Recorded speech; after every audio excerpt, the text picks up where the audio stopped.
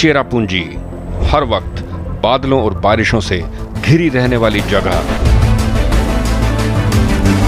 ऐसे खूबसूरत नज़ारे जो किसी के भी दिलो दिमाग पर छा जाएं। जिधर देखो हरियाली ही हरियाली। पर इतने पानी के बावजूद सबसे बड़ा मुद्दा ही यहाँ पानी का है। साथ ही तेजी से ध्वस्त होती जा रही खेती की जमीन का भी। हमेशा बादलों के बीच घिरी रहने वाली एक जगह, दुनिया की सबसे ज्यादा बारिश भी यही रिकॉर्ड की गई है।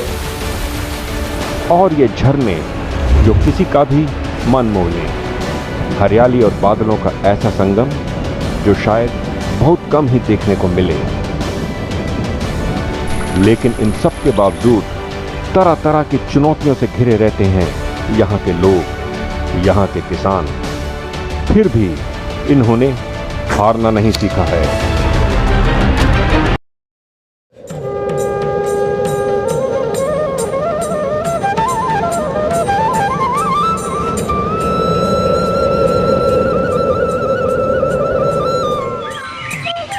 चेरापूंजी, इस नाम से ही जहन में कई चीजें एक साथ कौन जाती हैं। बादल, बारिश, हरियाली,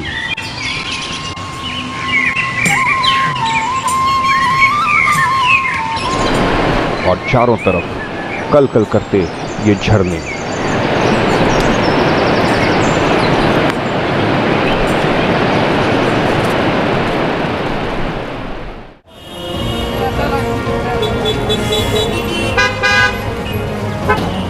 चेरापूंजी पहुंचने के लिए पहले आना पड़ेगा मेघालय की राजधानी शिलांग। सुंदर पहाड़ी शहर है शिलांग। देश भर से पर्यटक यहां आते हैं।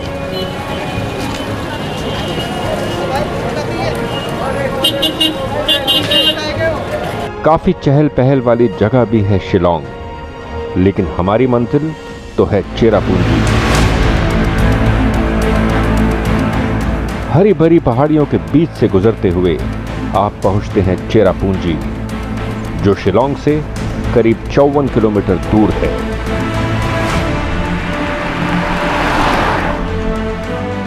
एक बात और, चेरापूंजी पहुंचने के बाद ही पता चलता है इसकी अनेक खूबियों का।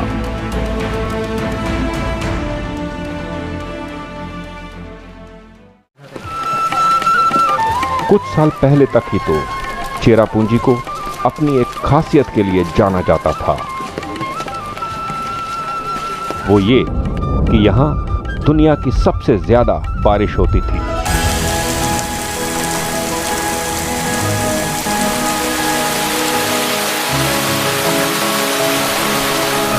पानी अब भी यहां बहुत बरसता है।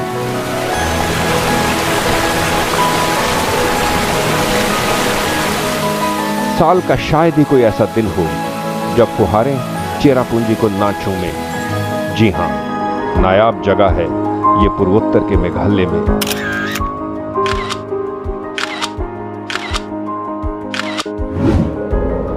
सैलानियों को भी अपनी तरफ बहुत खींचती है चेरापूंजी।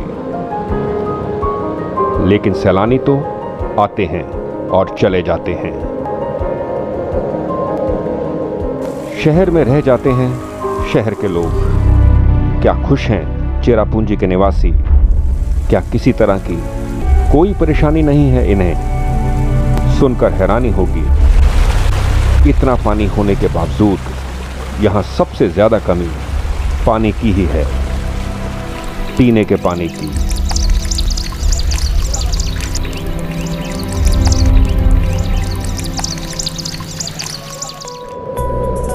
भारत का स्कॉटलैंड भी कहा जाता है चेरापूंजी को। हरी भरी पहाड़ियां, साफ सुथरी सड़कें और चारों तरफ दिलकश नजारे।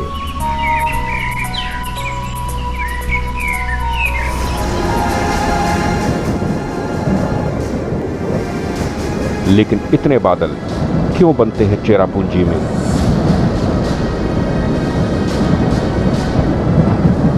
क्यों होती रहती है यहां साल भर ही बारिश?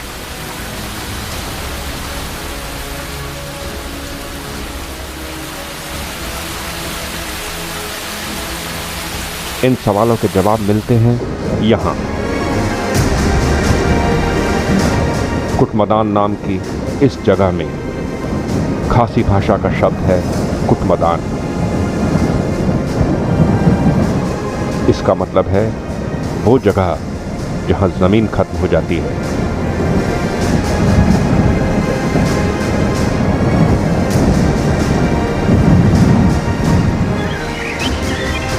इन हरी भरी पहाड़ियों से ये बादल यूं ही तकरीबन पूरे साल ही उठते रहते हैं, पर ये बन कहां रहे हैं?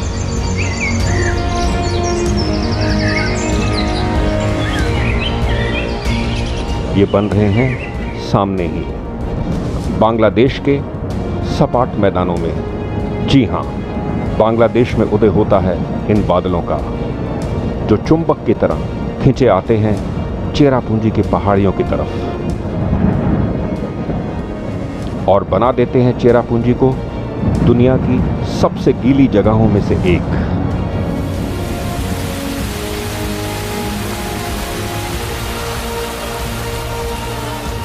भारत बांग्लादेश सीमा की ये विशेष भौगोलिक परिस्थितियां ही जननी हैं चेरापूंजी की कभी ना खत्म होने वाली बारिश की। और जब इन पहाड़ियों पर इतना पानी बरसेगा तो जाहिर है यहां झरने भी होंगे।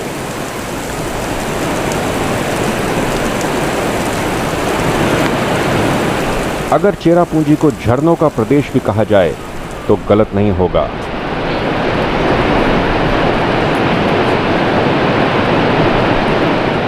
इनमें से एक है ये 7 सिस्टर्स फॉल। 7 धाराएं मिलकर बनाती हैं इस झरने को। पर्यटकों की भी पसंदीदा जगह है ये, लेकिन इसे देखना आसान नहीं है। दूसरे बड़े झरनों की तरह 7 सिस्टर्स फॉल भी ज्यादा वक्त बादलों के घूंघट में बिताता है। कभी कभार ही ये पूरी तरह प्रकट होता है, पर फिर जल्दी ही छिप जाता है घने बादलों के पीछे।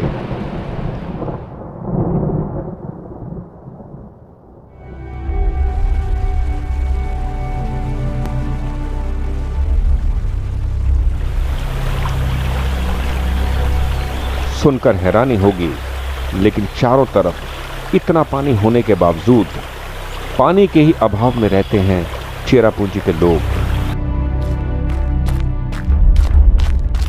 इस बालक को ही देखिए,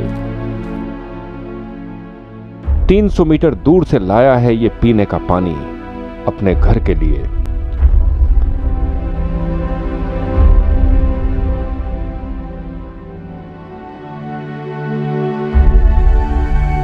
चेरापूंजी में ऐसे हालात क्यों पैदा हुए? बड़ी वजह एक ही है, वो है यहां किसी सुचारू जल संरक्षण का ना होना।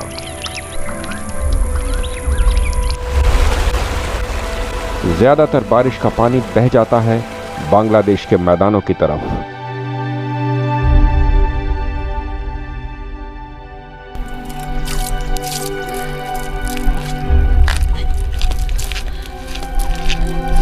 और चेरापूंजी के लोग रह जाते हैं खाली हाथ।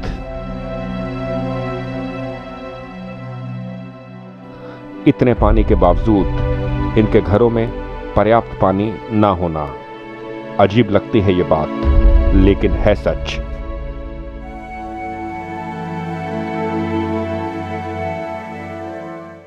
चेरापूंजी आप मालूम ना, बहुत ज़्यादा बारिश, लेकिन सब पानी में जो आएगा सब पानी में बांग्लादेश में जाएगा। हाँ। तो जब वो जगह जो स्टॉक भी जो नेचर में स्टॉक करता भी बहुत डीप में, बहुत दूर में, ठंडा का टाइम में जब बारिश ख़त्म उस टाइम में पानी यहाँ बहुत दिक्कत में, कोई स्टॉक नहीं है। और अब इस समय भी मैंने देखा है कि लोग लेने जा रहे हैं। हाँ, इस समय भी, इसलिए ये पानी है ना, हाँ, इतना अच्छा नहीं पीने का, नहीं है। इसलिए यहाँ का ये पानी में थोड़ा एसिड भी है, सॉइल का एसिड भी है और गंदा भी है ऐसा, इसलिए पीने का नहीं होगा ये। इनसे मिलिए, ये हैं आइजेड खॉन्जी। पिछले 60 साल से चेरापूंजी के हर मौसम को देख चुके हैं खॉन्जी। यहीं के एक स्कूल में शिक्षक हैं, पढ़ाते हैं पर्यावरण और व्याकरण।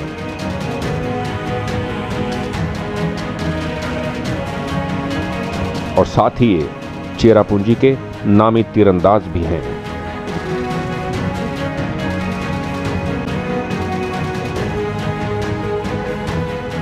खॉन्जी मानते हैं कि दूसरी और जगहों की तरह चेरापूंजी भी ग्लोबल वार्मिंग से प्रभावित हुआ है, पर चीजों को देखने का नजरिया उनका कुछ अलग है। चेरापूंजी की विशेषता है इसकी बारिश, लेकिन अब बहुत बदलाव आ रहे हैं। पहले ज्यादा बारिश अप्रैल में होती थी, इस साल पहले शुरू हुई। पहले यहां मॉनसून दक्षिण पश्चिमी दिशा से आता था, लेकिन अब ये चारों तरफ से आता है। इसमें दुख या सुख की कोई बात नहीं है, हमें प्रकृति के साथ ही चलना है। अब चेरापूंजी में बारिश के बादल हर दिशा से आते हैं। मुझे लगता है ये ग्लोबल वार्मिंग का असर है, और चेरापूंजी में हम लोग इससे निश्चित ही प्रभावित हो रहे हैं। हमें अपने जल संसाधनों को बचाना होगा। हाल ही के वर्षों में यहाँ की मिट्टी को बचाने की काफी कोशिशें की जा रही हैं, लेकिन इसका कितना फायदा मिलेगा ये हमें अभी नहीं मालूम। जाते जाते इस शिक्षक ने हमें अपनी बेहतरीन तीरंदाजी का एक नमूना भी दिखाया।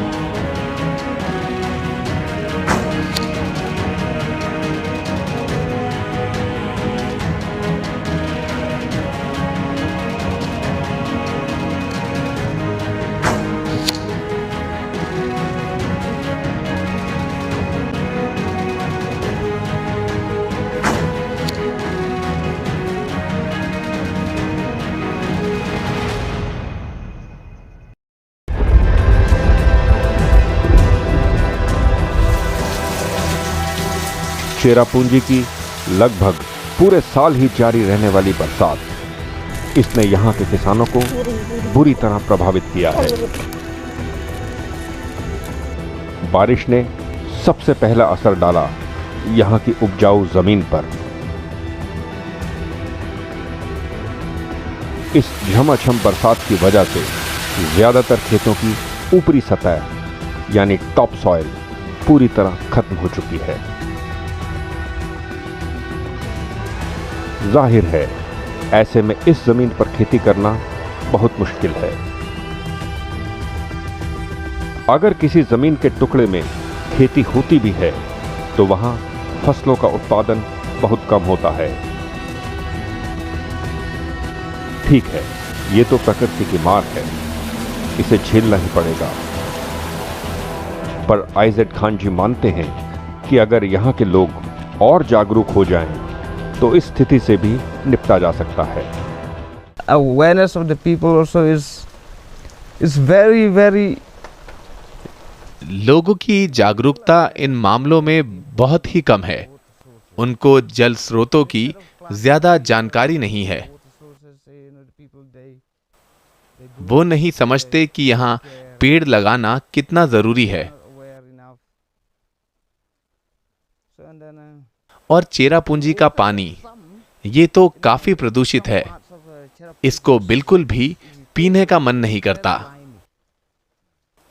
किसानों को यहाँ काफी दिक्कतें आती हैं और बदलते मौसम का सीधा प्रभाव खेती किसानी पर भी पड़ रहा है। पहले मेरे गांव में बहुत संतरे उगते थे, लेकिन अब चेरापूंजी में कोई किसान संतरे नहीं उगाता। सिर्फ एक गांव है, माफू, जहां थोड़ी बहुत संतरों की खेती होती है।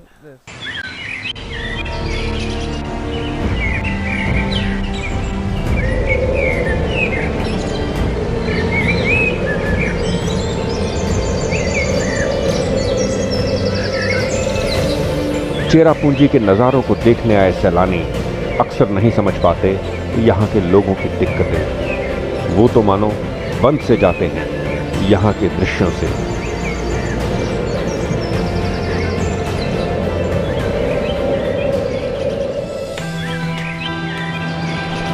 अब इस नौकलिकाई झरने को ही लो। 1115 फीट की ऊंचाई से गिरता है नौकलिकाई का पानी। ये भारत के सबसे ऊंचे झरनों में से एक है। पर बात फिर पानी की आ जाती है, चेरापूंजी के निवासियों को ना मिलने वाले पानी की।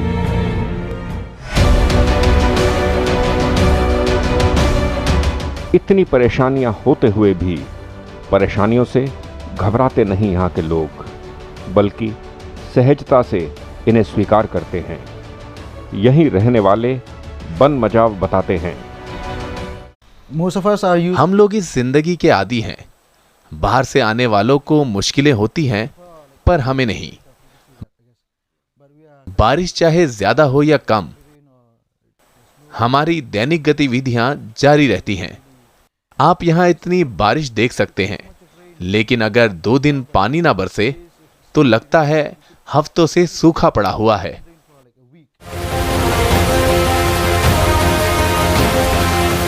तो ये है चेरापूंजी के वो पहलू जो आसानी से नजर नहीं आते। आए भी तो कैसे? बाहर से आने वाले तो यहाँ के खूबसूरत नज़ारों में ही मुग्ध रहते हैं,